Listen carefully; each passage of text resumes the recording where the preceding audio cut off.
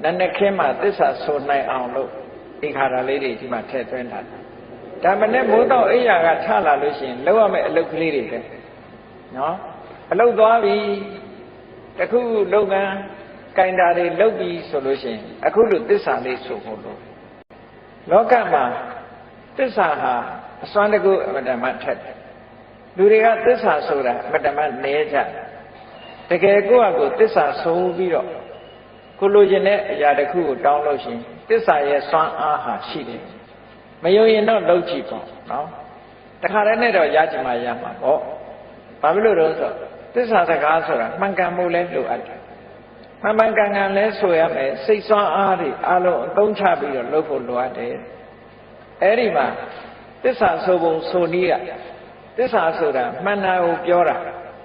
cô bà cô lên tức là số lo ya đấy cô bà cô số yên mà xí chuyện xí này mấy đại gia mỗi giờ na tông man này bắt đầu tức là số bông ngủ Yarana to cái này yêu biết rồi, nên khen mà tức là số này ao lúc đi khá là lấy đi thì mà theo tuyên thật, tức là số ra cô tuyệt để mau cô也把我钱对吧，公吧，这里人给是为等，一大话忽然话，但给tu话人热天能不尼等，那老他们阿提的他个的那，依然比普地热天能不尼等，一点那这些那都提好多。ဣဒံပိဓမ္မေရတနံပဏိတံဣဒိနသစ္စေနသောတိဟောတုဣဒံပိတံဃေရတနံပဏိတံဣဒိနသစ္စေနသောတိဟောတုဘုရားတရားတန်ခါနဲ့ပတ်သက်ပြီးရသစ္စာဆိုပုံလေးကိုကြည့်ဗမာလိုအဓိပ္ပာယ်ကလည်းရှင်းရှင်းပဲယံကိစီဝိတံဣဒဝါဟုရံဝတက်ခေတုဝယံရတနံပဏိတံဒီလိုဆိုလို့အဲ့တော့ယံကိစီဝိတံလောကမှာနှစ်သက်เสียကောင်းလာတဲ့ပစ္စည်းဥစ္စာတွေဒီလူပြေမှာရှိတဲ့ဟာရောတခြားလောကမှာရှိတဲ့အရာတွေရောနော်နတ်ပြည်တွေမှာရှိတဲ့အရာတွေရောလောကမှာယရနာတွေဟာကဘာမှာရှိတယ်ရန်ကိစီဆိုရှိသမျှယရနာတွေအားလုံးအနှစ်သာရယရနာတွေအားလုံးနာနောသမံအဋ္ဌိတထကတိနာ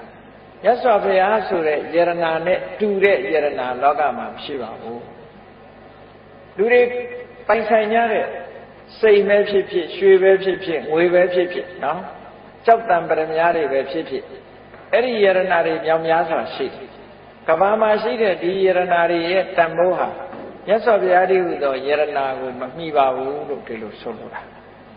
အဲ့ဒါဟာမှန်ကန်သောစကားတစ်ခုဖြစ်တယ်နာနောသမံအဋ္ဌိတထာဂတိနာဣဒံပိဗုဒ္ဓေရတနံလောကမှာရှိတဲ့ယရနာတွေတဲ့ပို့ပြီးတော့ထူးမြတ်တဲ့ယရနာနှစ်သက်စရာကောင်းတဲ့သီလသမာဓိပညာဆိုတဲ့ဒီထူးခြားတဲ့တန်ဖိုးရှိလာတဲ့တရားတွေမြတ်စွာဘုရားတဏ္ဍာမှာရှိတယ်တရားမှာရှိတယ်သံဃာမှာရှိတယ်အဲ့ဒီမှန်သောစကားကိုဆိုရသောကြောင့်တတ္တဝါတွေချမ်းသာကြပါစေလို့ဟောဒါမေတ္သစ္စာဆိုပြီးတော့မေတ္တာပွားတဲ့နည်းပဲအဲ့တော့နည်းနည်းမိုးတော့အလေးရောက်တဲ့အခါကျတော့ကိုယ့်အတွက်တမကဘူးအများတ attva တွေအတွက်ပါသစ္စာဆိုပြီးတော့မေတ္တာပွားတာအလွန်ကောင်းတဲ့အလုပ်တစ်ခုပဲပေါ့နော်အဲ့တော့အလွန်ကောင်းတဲ့တစ်ခုကမှန်မှန်ကန်ကန်လုပ်သွားမယ်ဆိုလို့ရှိရင်ကောင်းကျိုးချမ်းသာတွေရမှာဒါနည်းနည်းပိုင်းမှာဒီလိုလုပ်ဖို့အတွက်ရှေးဆရာတော်ကြီးတွေကထို့ပါဠိတော်တွေကနေထုတ်လုပ်ပြီးတော့ဒီလိုရေးသားခဲ့ကြတာဖြစ်တယ်ဟောဒါကြောင့်မလို့နေ့စဉ်နဲ့အပြကောင်းကျိုးချမ်းသာတွေကိုလိုချင်တယ်တဏိတာဖြတ်တန်းတဲ့အခါမှာနာနေပိုင်းမှာကောင်းကျိုးချမ်းသာတွေရကြတယ်နေ့လယ်ပိုင်းမှာကောင်းကျိုးချမ်းသာတွေရကြတယ်ညနေပိုင်းမှာကောင်းကျိုးချမ်းသာတွေရကြတယ်ဆိုဒီဟာကိုလိုက်လာချအောင်ဟောနောက်တစ်ခုစိတ်ရဲ့ဆန္ဒဆိုတာအမှန်တမ်းကြီးမားတယ်လူတွေကဟိုအမှတ်တမဲ့နေလို့ဆန္ဒဆိုတာကြီးမားတယ်ဆိုတာလူတွေကမသိဘူးကြည့်လေတရားနာခြင်းနဲ့ဆန္ဒရှိတော့ဒီထိရောက်လာနော်နာခြင်းနဲ့ဆန္ဒမရှိဘူးဆိုရောက်ပါမလားရောက်ဘူးအဲ့ဒါဆန္ဒကပို့တယ်လို့ခေါ်တယ်နော်ဆန္ဒမရှိတဲ့လူကအိမ်မှာပဲနေမယ်လေဆန္ဒရှိတော့လူဟာဘလောက်ဝေးတရားပွဲဆိုရောက်လာဘာလို့လဲဆိုဆန္ဒရဲ့ဆွမ်းဆောင်မှုလို့ခေါ်တယ်အဲ့တော့ဆန္ဒရဲ့ကြီးမားမှုဟာအစွမ်းဆောင်နိုင်မှုကဘလောက်ကြီးလဲဒီအရာသာကြီးတာမဟုတ်ဘူးတခြားကိစ္စတွေလည်းပဲဆန္ဒဆိုတာကြီးအဲ့ဒါကြောင့်မလို့ဆန္ဒကို အဓိပတိပစ္စယောလို့မြတ်စွာဘုရားကစန္ဒာဓိပတိဆိုဓိပတိထဲမှာဟောထားတာရှိတယ်။နောက်ပြီးတော့စန္ဒိဋ္ဌိပတ်ဆန္ဒဟာစွမ်းဆောင်နိုင်တဲ့တကူရဲ့တကူပြီးစီးအောင်မြင်မှုရဲ့အကြောင်းတရားလို့ဒီလိုခေါ်ထားတာရှိတယ်။အဲ့ဒါကြောင့်မို့လို့စိတ်ဆန္ဒဆိုတာအလွန်ကြီးမားတယ်ဒီတစ်ခုတည်းကြီးမားတာမဟုတ်ဘူးစိတ်ဆန္ဒရှိပြီဆိုလို့ရှိရင်ကိုယ်လုံးချင်တာတွေကဖြစ်လာတတ်တယ်ပေါ့ဒါကြောင့်မို့လို့ဆန္ဒပြုတဲ့အနေနဲ့မလုပ်ရမလဲလို့ဆိုခါထာလေးသမုတ်ကိုတစ်ခါပြထားတယ်ဘဝတုသဗ္ဗမင်္ဂလံရက္ခန္တုသဗ္ဗဒေဝတာသဗ္ဗဗုဒ္ဓလူဘဝေနသရတုခိဘဝန္တုတေကြည့်ဆန္ဒပြုတာကိုနည်းနည်းမိုးတော့အလင်းရောက်လို့အိယာကချလိုက်ရင်ဆန္ဒပြုလိုက်ဘယ်လိုဆန္ဒပြုဘဝတုသဗ္ဗမင်္ဂလံမင်္ဂလာအပေါင်းနဲ့ခန့်မြောင်းပြည့်စုံပါစေကောင်းမြတ်တဲ့မင်္ဂလာတွေကျွန်တော်တဏ္ဍာမှာဖြစ်ပါစေအများတ attva တွေမှာလည်းပဲဖြစ်ပါစေဘလောက်ကောင်းတဲ့ဆန္ဒလဲနော်သူများကိုနှိပ်စက်ဖို့ပါလားဒီထဲမှာအလွန်မမြတ်တဲ့စိတ်ဓာတ်လို့ခေါ်တယ်နော်မင်္ဂလာနဲ့ပြည့်စုံပါစေရက္ခန္တုသဗ္ဗဒေဝတာနတ်တွေကအလုံးကိုစောင့်ရှောက်ပါစေဒါလည်းကောင်းတဲ့ဆန္ဒပဲသူစောင့်တာမစောင့်တာကိုယ်နဲ့မဆိုင်ဘူးကိုကစောင့်ပါစေလို့ဒီလိုပြောတာဟုတ်ကဲ့လားဒါကိုပြောမယ်ဆိုရင်နတ်အားကိုးတာလားလို့ဆိုမဟုတ်ဘူးနတ်အားကိုးလို့ပြောတာမဟုတ်ဘူးနတ်တွေကလည်းလောကကိုစောင့်ရှောက်တာတွေရှိတယ်ပေါ့အဲ့ဒါလို့စောင့်ရှောက်တာတွေရှိလို့နတ်တွေကအမှတ်တမဲ့မနေပဲနဲ့စောင့်ရှောက်ကြပါစေနတ်ကသာစောင့်ရှောက်တာလားဆိုတော့လူချင်းရောမစောင့်ရှောက်ဘူးလားစောင့်ရှောက်တယ်လေအိမ်သားမှာလူတွေမှားသွားတာအိမ်ကိုကြည့်လိုက်စမ်းပါလို့ဆိုကြည့်မပေးဘူးလားဆိုင်လေးကြည့်လိုက်စမ်းပါဆိုဒါစောင့်ရှောက်ပေးတယ်လို့ခေါ်တာပဲအကြောင်းကိစ္စရှိလို့ရှင်တရင်ပို့ပေးတယ်ဟောဒါစောင့်ရှောက်တယ်လို့ခေါ်တာပဲအဲ့တော့လူချင်းနဲ့မေတ္တာရှိရင်စောင့်မေတ္တာမရှိရင်ဒီတိုင်းကြည့်နေမှာပဲဩနတ်တွေကိုလည်းပဲကိုကမေတ္တာရှိအောင်မေတ္တာပွားပြီးတော့ထားရင်နတ်တွေရဲ့စောင့်ရှောက်မှုရောမခံရဘူးလားဒါကလောကရဲ့သဘာဝပဲနော်ကိုနဲ့ခင်မင်နဲ့မေတ္တာရှိတဲ့ပုဂ္ဂိုလ်ဆိုလို့ရှိရင်ကိုယ်ကိစ္စကိုလာလုပ်ပြမှာပဲအဲ့တော့နတ်တွေကလည်းကိုကမေတ္တာပို့တယ်အမျှဝေတယ်ဆိုတော့သူတို့ကလည်းကိုယ့်ဘောမှာခင်မင်ရတယ်ခင်မင်တော့စောင့်ရှောက်ပါလေဆိုတော့လူတွေမသိလိုက်တဲ့ကိစ္စကိုနတ်ကနေထိန်းသိမ်းစောင့်ရှောက်ပေးလိုက်တယ်ပေါ့ဒါမျိုးဆိုလိုတာနော်ကြည့်ပါလားဒီပကံရာဇဝင်ကိုကြည့်မယ်ဆိုလို့ရှိရင်ကျန်စစ်မင်းကျန်စစ်သားအနောယထာကနေပြီးတော့ဖမ်းဆီးမလို့လိုက်တဲ့အခါမှာသူပြေးရတယ်ပြေးတဲ့အခါမှာမြစ်ထဲမှာဖြတ်ပြီးတော့ကူးတဲ့အခါကျတော့တန်ဃာလှေတစ်စီးကနေပြီးတော့ဟိုဘက်ကန်းကိုပို့ပေးတယ်ဟာအဲ့ဒါဟာနတ်ကကူညီတာတဲ့တကယ်နတ်ကတန်ဃာလှေအောင်ဆောင်ပြီးတော့သူ့ကိုကယ်တင်သွားတာနောက်ဆုံးကျတော့နတ်ကမဟာဂီရိနတ်လို့ဆိုတယ်သူနဲ့ဆူတောင်းဘက်အတိတ်ဘဝတော့ကသူနဲ့တူတူဖြစ်ခဲ့တဲ့မိတ်ဆွေသူကနေပြီးတော့ကူညီတယ်လို့သူတို့ပြောတာအဲ့တော့လောကမှာလည်းတစ်ခါတစ်ခါကူညီမှုတွေရှိတယ်အဲ့တော့ကူညီတယ်ဆိုတာနတ်ကြီးကအချွန်တက်နဲ့ဆင်းလာပြီးဒီလိုကူတာမဟုတ်ဘူးအဲ့ဒါလို့ဆိုရင်လည်းလူကကြောက်ပြီးတော့ပြေးမှာလေနတ်မြင်လူကမကြောက်ဘူးမထင်နဲ့ကြောက်ပြီးပြေးမှာပဲအဲ့ဒါကြောင့်မလို့နတ်မြင်တဲ့အခါကျတော့လူတွေဟာကြောက်လာမှာဆိုတော့နတ်တွေကလည်းလူတွေကိုကူညီတဲ့အခါမှာလူတယောက်ယောင်ပဲဆောင်ပြီးတော့ကူညီတာပါဒီလိုဆိုတာနော်ကိုကနေဘူးထဲမှာရက်ပြီးတော့ကားဆောင်နေတယ်ဘာစကားကမလာနိုင်ဘူးသွားချင်နေတယ်သို့တော့အနန္တဖြတ်သွားတဲ့ကားတစ်စီးကလူကြုံလို့တင်သွားတယ်ဆိုတာတွေရောမကြုံတတ်ဘူးလားအေးနတ်ကမှားတယ်ဆိုတာတခါတည်းအဲ့ဒါမျိုးလို့ပြောတာနော်ကိုသွားကျင်တဲ့ကိစ္စတခုကိုလို့ချင်တာလေးတခုဟာတခါတလေရှော့ရှော့ရှူယူနဲ့ကုညီပဲလူနဲ့သိသည်ဖြစ်စေမသိသည်ဖြစ်စေကိုကုညီသွားတဲ့လူတွေနဲ့ကြုံတတ်တယ်ပေါ့အဲ့ဒါကြောင့်မလို့ရက္ခန္တုသဗ္ဗဒေဝတာနတ်တွေကစောင့်ရှောက်ပါစေကုညီပါစေသဗ္ဗဗုဒ္ဓလူဘဝေနသရတုခိဘဝန္တုတေဘုရားကိုအာယုံပြုပြီးတော့ရလိုက်တဲ့ကုသိုလ်တွေဟာချမ်းသာဒုက္ခကိုပေးနိုင်တယ်ကုသိုလ်အမှချမ်းသာဒုက္ခကိုပေးနိုင်တယ်ဒါကြောင့်မို့ဘုရားကိုအာယုံပြုတယ်ဘုရားကိုအာယုံပြုလို့ဖြစ်ပေါ်လာတဲ့ကုသိုလ်စိတ်တွေကိုယ့်ရင်နဲ့နှလုံးထဲမှာဖြစ်လာတယ်အဲ့ဒီကုသိုလ်တရားတွေက လူတွေရဲ့တဏ္ဍာမှာချမ်းသာဒုက္ခကိုဖြစ်ပေါ်စေတယ်ဒါကကုသိုလ်ကမှချမ်းသာဒုက္ခကိုဖြစ်စေတယ်ဆိုတာဒါအမှန်ပဲကုသိုလ်ဆိုတာအနဝိဇ္ဇဒုက္ခဝိပါကလက္ခဏာအပြစ်ကင်းပြီးတော့ချမ်းသာဒုက္ခကိုဖြစ်စေတတ်တယ်ကုသိုလ်အဲ့ဒါကြောင့်မလို့ကုသိုလ်ကောင်းမှုဆိုတာလောက်ကြဘုရားကိုအာယုံပြုလိုက်လို့ရလာတဲ့ကုသိုလ်တရားကိုအာယုံပြုလိုက်လို့ရလာတဲ့ကုသိုလ်တန်ခါကိုအာယုံပြုလိုက်လို့ရလာတဲ့ကုသိုလ်အဲ့ဒီကုသိုလ်ရဲ့စွမ်းအားကြောင့်ချမ်းသာကြပါစေဒီလိုဆိုတာအဲ့တော့အဲ့ဒါလို့ဘုရားတရားတန်ခါမနဲ့မိုးလင်းတဲ့အချိန်လေးမှာဘုရားတရားတန်ခါယရဏသုံးပါးကိုအာယုံပြုလိုက်မယ်ဆိုရင်မင်္ဂလာတွေလည်းဖြစ်လာမယ်နတ်တွေကလည်းကိုယ်ဆောက်ရှောက်လာမယ်ချမ်းသာဒုက္ခဆိုတာလည်းရလာနိုင်တယ်လို့အကြောင်းတရားတွေကိုပြောပြမလို့ရင်တော့မရဘူးပေါ့နော်ကိုယ်တဏ္ဍာမှာကောင်းကျိုးချမ်းသာကိုလိုချင်ရင်ကောင်းကျိုးချမ်းသာရခြင်းရဲ့အကြောင်းကိုလုပ်ရဒါကတော့သဘာဝပဲလေဒါကတော့သဘာဝမလုံးလို့ကတော့ဘာမှမရဘူးဆိုတာသိချတာပေါ့အဲ့တော့လုံးထားကြောင့်ရနိုင်တဲ့အလုပ်မျိုးကိုလုပ်ချတာဟောနောက်တစ်ခုကျတော့ဘာလို့ဆိုဘုရားကိုအာယုပြုတဲ့သဘောမဟာကရုဏိကောနာထောဟိတယသဗ္ဗပါဏိနာပုရိတဝပါရမီတဗ္ဗပတ္တောတံဘောဓိမုဒ္ဓမဘုရားကိုအာယုပြုလိုက်တယ်ဘုရားတတ္တဝါတွေဒုက္ခရောက်နေတာကိုအမှန်တမ်းသနာတယ်ဒုက္ခရောက်နေတယ်ဆိုတာရှိနော်ဒုက္ခရောက်တယ်ဆိုတာလူတွေကထင်တယ်လူတိုင်းဒုက္ခမရောက်ဘူးလို့ထင်တယ်ဟုတ်တယ်မရောက်တဲ့ဒုက္ခမရောက်ဘူးသို့တော်လူတိုင်းရောက်နေတဲ့ဒုက္ခကိုသိရလားလူတိုင်းဒုက္ခဘာရောက်နေတယ်ဆိုရင်တနေ့ပြီးတနေ့အိုးလာတဲ့စရာဒုက္ခနာတဲ့ဗျာတိဒုက္ခသိတဲ့မရဏဒုက္ခလူတိုင်းမရောက်ဘူးလားအဲ့ဒါကတဘဝလားဘဝပေါင်းမြောက်များစွာလားအဲ့ဒီဒုက္ခကဘာလူမျိုးဖြစ်ဖြစ်ဘာဘာသာဝင်ဖြစ်ဖြစ်နော်လူရလာတာနဲ့တပြိုင်နက်အိုခြင်းဆင်းရဲနာခြင်းဆင်းရဲသိခြင်းဆင်းရဲလွတ်တဲ့လူရှိရတယ်အဲ့တော့လူတွေဟာအလုံးဒုက္ခရောက်နေကြတာအဲ့ဒါဟာတဏှာစရာအကောင်းဆုံးပဲပေါ့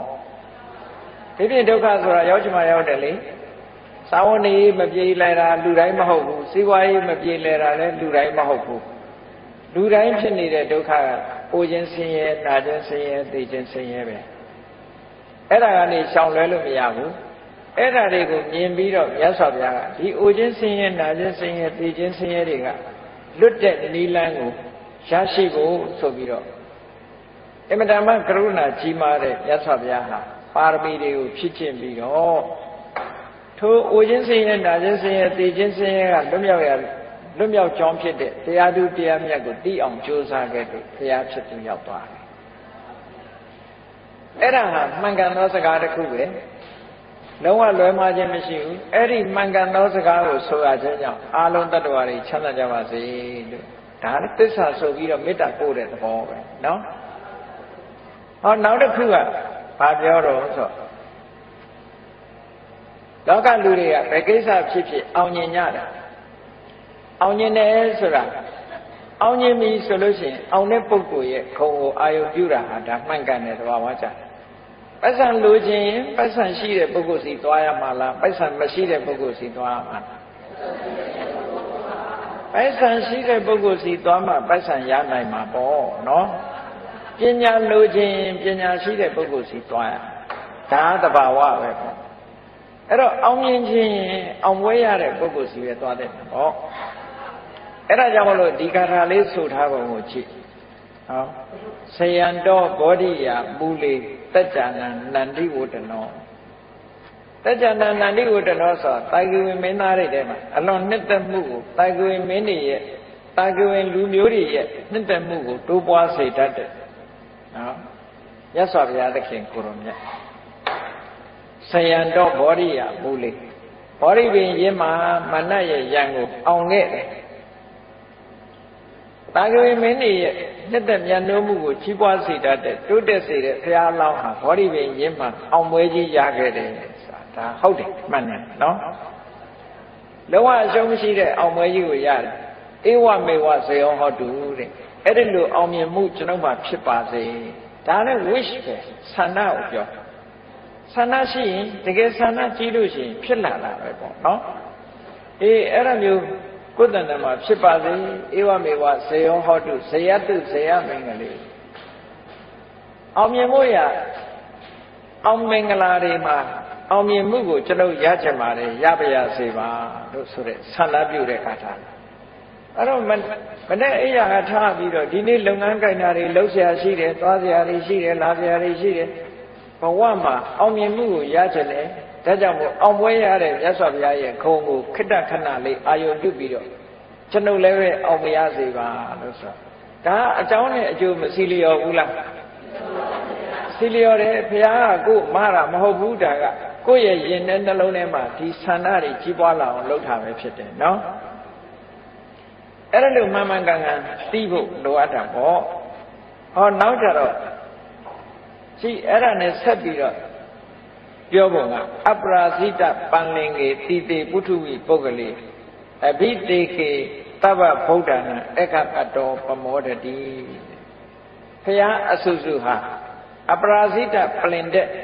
ဘောဓိပင်အောက်ကအမတန်ထူးမြတ်တဲ့ရေလွှာမှာအပရာဇိတပလင်တဲ့မှာနေပြီးတဲ့အခါကျတော့ဘုရားရှင်အားလုံးနေရဲ့ဂုဏ်ဓုဝိသေသတွေရရှိတော်မူခဲ့ကြတယ်ရရှိသည့်အတွက်ကြောင့်လောကမှာအမျက်ဆုံးဖြစ်လို့ဝမ်းသာကြည်နူးမှုကြုံရတယ်ကျွန်ုပ်လည်းပဲအဲ့ဒါလို့အကောင်းဆုံးအညွန့်ဆုံးအမျက်ဆုံးကိုရပြီးဝမ်းသာကြည်နူးရစေဒီလိုဆိုလိုတာနော်အေးအဲ့ဒါကြောင့်မလို့ဒီဘုရားကိုအာယုံပြုပြီးတော့ဝမ်းမြောက်ဖွယ်ဖြစ်တဲ့ရင်နဲ့နှလုံးထဲမှာကြည်နူးဖွယ်ရာတွေကိုဒီလိုအာယုံပြုတာဟာဒါကရှေ့ပိုင်းကထည့်သွင်းပြီးတော့နာနေပိုင်းမှာဆင်ញင်စဉ်းစားဖို့ပြောတာအဲ့တော့ကောင်းသောနာနဲ့ခင်းဖြစ်ဖို့ကောင်းသောနက္ခတ်နဲ့ကြုံဖို့ဆိုတာဟာနက္ခတ်ဆိုတာကောင်းကင်ကနက္ခတ်တွေကိုကြည့်ပြီးဗေဒင်ဆရာတွေကတော့တွက်ကြလိုက်တယ်ပေါ့နော်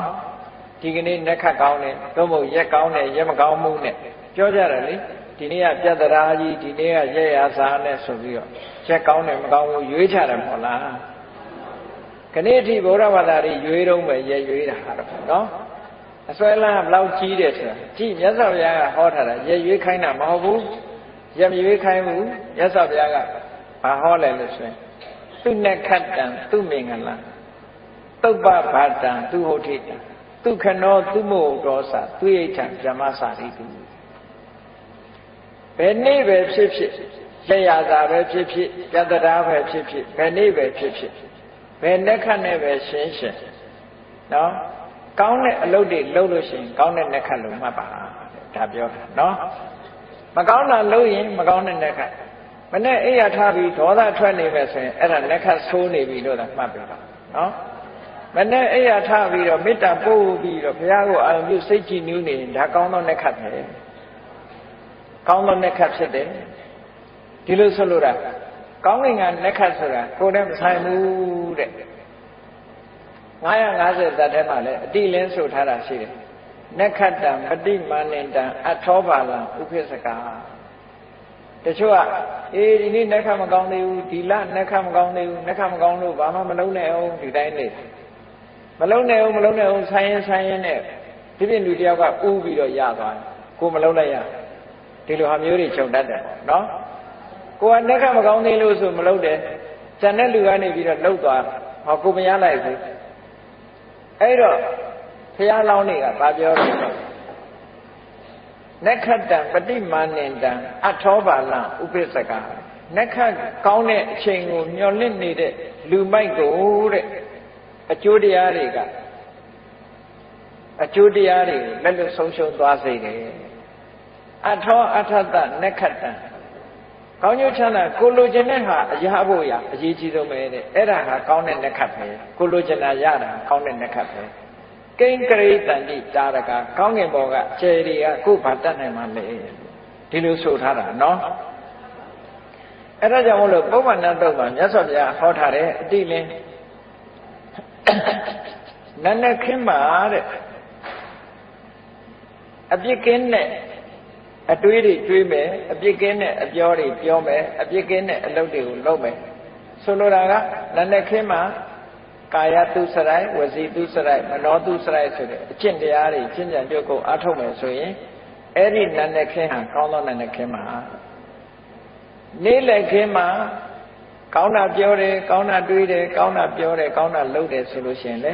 ကောင်းတဲ့နေ့လည်ခင်းဖြစ်ပါတယ်ညနေခင်းမှာလည်းပဲအပြစ်ကင်းတဲ့အတွေးတွေတွေးတယ်အပြစ်ကင်းတဲ့စကားတွေပြောတယ်အပြစ်ကင်းတဲ့အလုပ်တွေလုပ်လို့ရှိရင်ကောင်းသောညနေခင်းဖြစ်ပါတယ်ဒီလိုဆိုလိုတာနော်အဲ့ဒါကြောင့်မလို့ကောင်းတာလုပ်တဲ့ပုဂ္ဂိုလ်ဖို့ဟာဘယ်တော့ဖြစ်ဖြစ်လက်ခတ်ကအကောင်းမယ်တဲ့အဆိုးမရှိဘူးသို့တော့လူတွေကအကောင်းအဆိုးဆိုတာလက်ခတ်ကိုပဲသွားရှာတယ်ကိုယ့်ရင်ထဲကဟာကိုတော့မေ့နေတယ်စဉ်းစားကြည့်ကိုယ့်အကိုယ်တဏ္ဍာမှာဖြစ်နေတဲ့လောဘတွေဒေါသတွေမာမနတွေအိတ်တာတွေကိုတော့အကောင်းထင်နေကြတာနော်အဆိုးကအဲ့ဒါအပင်ငရဲချတာသူတို့ကချတာနော်ဘယ်သူကမှကိုယ်လာဆွဲမခေါ်ဘူးဆွဲခေါ်သွားတာကကိုယ့်ရင်ထဲဖြစ်တဲ့လောဘဒေါသတွေဆွဲခေါ်သွားတာလေကဲကြည့်လောကမှာလူဆိုးဖြစ်တဲ့ဒီရာဇဝမှုကိုကျူးလွန်တယ်ဆိုတဲ့လူတွေဟာဘယ်သူကသူ့ကိုကျူးလွန်ခိုင်းတာတော့သူ့စိတ်ကပဲကျူးလွန်တာမဟုတ်လားသူ့တဏ္ဍာမှာဖြစ်တဲ့အကုသိုလ်တရားတွေကဒီအလုပ်တွေကိုလှုပ်စေတာခံရတော့ဘယ်သူခံရတော့သူပဲခံရတာပဲလေအဲ့ဒါကြောင့်မို့လို့ကိုယ်ရင်ထဲမှာဖြစ်တဲ့အရာတွေဟာကိုယ်စိတ်ထဲမှာဖြစ်တဲ့မကောင်းတဲ့သဘောထားတွေအမှန်တမ်းကြောက်စရာကောင်းတယ်အပင်ငရဲဆိုတာပြင်မဲ့ကလာမချဘူးကိုယ်ကချနော်ကိုယ်ရင်ထဲမှာဖြစ်တဲ့လောဘဒေါသမောဟဆိုတဲ့ဒီတရားတွေကအပင်ကိုချတာဘယ်လိုလုပ်အပယ်ချတော့ဆိုကိုယ်စိတ်ထဲမှာဖြစ်ရင်ကိုယ်ပဲခံမှာလေဒီနေရာမကြည့်နဲ့ကိုယ်ရုပ်ခန္ဓာကိုယ်ကြီးမှာဖြစ်တဲ့ယောဂဝေဒနာဘယ်သူခံရတာတော့ဟုတ်တယ်လေဆေးရုံသွားစမ်းလိုက်လို့ HIV positive ဆိုရင်ဘယ်သူခံရမှာတော့စီပိုးဘီပိုး positive ဆိုလဲကိုယ်ပဲခံရမှာပဲဟုတ်တယ်မလားကိုယ်ထဲမှာဖြစ်တယ်အဲ့ဒါကြတော့လူတွေကကြောက်တယ်လေအဲ့ဒါလူတွေကြောက်တယ်ဒီတဲ့ကြောက်စရာကောင်းတာဘာလို့ဆိုရင်ကိုယ့်ရဲ့စိတ်အစဉ်ထဲမှာ mental process တွေမှာဖြစ်နေတဲ့ positive တွေကပိုကြောက်စရာကောင်းတယ်စိတ်ထဲမှာဖြစ်နေတဲ့လောဘစိတ်ထဲမှာဖြစ်တဲ့ဒေါသစိတ်ထဲမှာဖြစ်တဲ့မောဟအိတ်တာတွေမာမနာတွေဒါတွေကပိုကြောက်စရာကောင်းတယ်ဒါတွေကသွားဆန်းလိုက်တဲ့ positive ဖြစ်နေဟုတ်ကဲ့အပင်ငရဲချတာသူတို့ကချတာ HIV ကလည်းပဲအပင်ငရဲမချဘူးစီပိုးဘီပိုးကလည်းအပင်ငရဲမချဘူးရုပ်ခန္ဓာမှာဖြစ်တဲ့ယောဂဝေဒနာဆိုတာဒီဘဝတစ်ခါပဲသိမှာဘယ်သူမှနှစ်ခါသိတဲ့လူမရှိဘူးယောဂမရှိတဲ့လူရောမသိဘူးလားသိတာပေါ့သူကတော့အရင်သိချင်းသိသွားတာတစ်ခါတည်းယောဂရှိတဲ့လူကတမြင်းမြင်းနဲ့မသိတဲ့လူကရှိသေးတယ်နော်ယောဂရှိလဲတူတူပဲမရှိလဲတူတူပဲသိမှဟာတူတူပဲသိတာရှိပဲတဘဝမှာတစ်ခါပဲသိချတာနော်အဲ့တော့တကယ်ကြောက်စရာကောင်းတာကရုပ်ခန္ဓာမှာဆွဲကပ်တဲ့ယောဂမဟုတ်ဘူးစိတ်မှာဆွဲတဲ့ယောဂကြောက်စရာကောင်းတာအဲ့တော့ကိုယ်တဏ္ဍာမှာလောဘတွေဒေါသတွေမောဟတွေဒါတွေကိုနည်းအောင်ဂရုစိုက်တာဆိုလို့တယ်နော်အဲ့ဒါလို့ဆိုလို့တာအဲ့ဒါလို့လောဘဒေါသမောဟတွေနည်းအောင်ကြိုးစားတဲ့အချိန်ဟာသူ့နဲ့ခတ်တန်ကောင်းသောနဲ့ခတ်ပဲတဲ့ကိုသူ့မင်္ဂလာရှိဆုံးအချိန်ပဲတဲ့အဲ့ဒီအချိန်နော်စိတ်ဆိုးနေတဲ့အချိန်ဟာမင်္ဂလာမရှိဆုံးအချိန်ပဲလို့ဒီလိုမှတ်တာစိတ်မဆိုးဘူးမေတ္တာဘာဝနာပွားနေတယ်တယောက်နဲ့တယောက်သိမြင်များများရှိနေတယ်မိတ်ဆွေပဲပြတ်ဘူးဆိုရင်ကောင်းမင်္ဂလာရှိတဲ့အချိန်တစ်ခုပဲလို့ဒီလိုမှတ်သုပ္ပဘာတံဘုရားတရားသံဃာကိုအာယုပြုပြီးတော့နိုးလာလို့ရှိရင်ကောင်းသောမိုးတောက်ခြင်းနဲ့ကောင်းသောနနက်ခင်းဖြစ်လာတယ်သူဝုဋ္ဌိတအိယာကနိုးထလာတဲ့အခါနော်နှုတ်ခမ်းကြီးစူပြီးတော့နိုးထတာမဟုတ်ဘူးအများတ attva တွေချမ်းသာကြပါစေဆိုတဲ့အတွေးလေးနဲ့နိုးထလာရင်ဒါအကောင်းဆုံးအိယာကထခြင်းပဲဖြစ်တယ်ပေါ့အဲ့ဒါလို့နေ့စဉ်နဲ့မြကိုယ့်ဘဝမှာအကောင်းဆုံးမိုးတောက်ချိန်ဖြစ်ဖို့နဲ့အကောင်းဆုံးအိယာကထခြင်းဖြစ်အောင်မကြိုးစားသင့်ဘူးလားကြိုးစားရမှာဒါတွေကိုဖြစ်အောင်ကြိုးစားနော်အဲ့ဒါလို့ကြိုးစားဖို့ဆိုလိုတာဒါတွေကဘာတဲ့အရေးကြီးတော့ဆိုရိတ်တာသွားပြီးတရားဝင်ဖို့တဲ့အရေးကြီးတယ်နေ့စဉ်လုပ်နေတဲ့အလုပ်တွေကဟုတ်ကဲ့လားကိုယ်အိမ်မှာနေထိုင်ရင်နဲ့ကောင်းသောမိုးတောက်ဖြစ်ဖို့ကောင်းသောနှက်ခတ်နဲ့ကြုံတဲ့အချိန်ပိုင်းဖြစ်ဖို့ကောင်းတဲ့မင်္ဂလာရှိတဲ့အချိန်ဖြစ်ဖို့ရာကိုယ်တဏ္ဍာမှာကောင်းတဲ့စိတ်ဓာတ်တွေဖြစ်နေအောင်ကြိုးစားရမယ်မေတ္တာပွားနေမယ် အစင်မပြေတဲ့သူတွေကရုဏာထားမယ်အစင်ပြေတဲ့သူတွေပေါ်မှာမုဒိတာပွားမယ်ဆိုရင်ဒါအဲ့ဒါမှကောင်းမြတ်တဲ့စိတ်တွေလို့ဒီလိုပြောတာနော်အဲ့ဒါလို့နေလို့ရှိရင်ဒုက္ခနောသူမှုဟုတ်တော်စာမေတ္တာပို့တဲ့အချိန်လေးကုသိုလ်ရတဲ့အချိန်လေးဟာအကောင်းဆုံးအချိန်လေးပဲအကောင်းဆုံးအချိန်ပိုင်းလေးအဲ့ဒါလို့အကောင်းဆုံးအချိန်ပိုင်းကလေးတွေကိုယ်တဏ္ဍာမှာအများကြီးဖြစ်လာအောင်လုပ်ဖို့လိုအပ်တယ်ဒီလိုဆိုလိုတာသူရိဋ္ဌံဗြဟ္မစာရိတုအချင်းစာရိတ္တကောင်းတဲ့ပုဂ္ဂိုလ်တွေကိုပေါ်မှာဒါနကောင်းမှုလုပ်တဲ့အချိန်လေးဟာကိုယ့်အတွက်အကောင်းဆုံးအချိန်လေးပဲဟောဒါကမြတ်စွာဘုရားဟောတဲ့ခါထာကောင်းသောနနခင်ဆိုတဲ့အဓိပ္ပာယ်ရအောင်မြတ်စွာဘုရားဟောတာအဲ့တော့အတူချုပ်ပြောလိုက်မယ်ဆိုလို့ရှိရင်လူတွေမှာလှုပ်ရှားမှုနဲ့လှုပ်ရှားမှုလှုပ်ဆောင်မှုကဘယ်နှခုရှိတော့ဆိုရင်စိတ်နဲ့တွေးတာလည်းပဲစိတ်နဲ့လှုပ်တယ်လို့ခေါ်တယ်မနောကံလို့ခေါ်တယ်ကိုနှုတ်ကနေပြောတာကြတော့ဝစီကံလို့ခေါ်တယ်ကိုယ်ဒီလက်ရောက်လှုပ်တာကြတော့ကာယကံလို့ခေါ်တယ်စိတ်ထဲကနေပြီးတော့ဒီတောင်းတတာကိုကြတော့ပဏိတိလို့ခေါ်တယ်အဲ့ဒါတွေဟာကုသိုလ်နဲ့ရှင်ပြီးတော့လုပ်မယ်ဆိုပါတော့ကာယကံအနေနဲ့ကောင်းတဲ့ကာယကံနဲ့ဘယ်လိုလုပ်တုံးဆို